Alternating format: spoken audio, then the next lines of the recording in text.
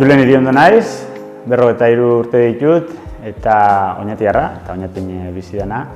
Kazetaritza ikasketak egin nituen eta 21 urtez Goienan lanean jardun eta gero gaur egun AEKan euskara irakasle naiz. Carla Santos naiz, biokimika eta biologia molekularra ikasi neben, gero Mariera nintzen, biomedikuntza molekularreko masterra eta gaur egun Marien bizi naiz, doktorantza ikan nau eta minbizian inguruko ikerketan lanian nabil.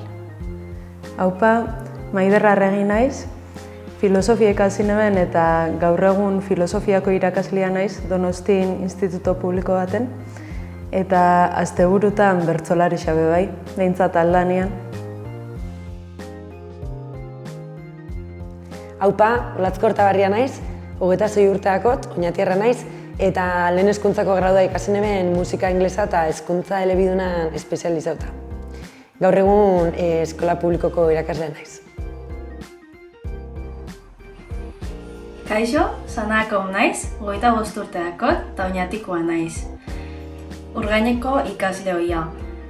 Haurrezkuntza ikasi neben eta gaur egun Arrasateko eskola baten nago lanean. Kaixo, ni Axel Rinstalder naiz, dakot 24 urte eta goi mailako sukalde zuzendaritzako modula ikasi dut eta momentu honetan nago lanean Zumeltze Gitorreko sukaldean.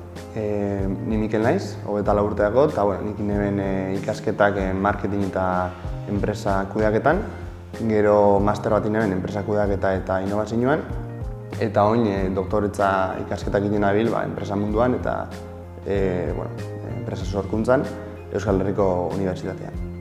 Kaixo, Mirari Altube naiz, 29 urte dakot, Oñatiko naiz, urgain burutu nituan nire ikasketak, gero tuteran ikasi neben fisioterapiako gradua Nafarroako Unibertsitate Publikoan, eta gaur egun fisioterapeuta moduan ikendu lan Oñatiko zentro baten eratu izenekoa. Ni Leire Zabarte naiz, 23 urte dakot, eta Donostin erizaintza ikasi neben, Euskal Herriko Unibertsitatean, eta geroztik erizain asistentzial modura egin dutelan Arrasateko ospitalean. Azkenengo hilabetetan gainera, dozentzia munduan sartu naiz, eta lehen sorospenan inguruko ikastaroak emutitut Dia Fundazioan eskutik. Txiki-txikitatik urgain eskolan ikasi geben gure etorkizuna marrazten, eta gaur egun oso harro gauz jasotako hezkuntzaz, guztiona, guztion artean.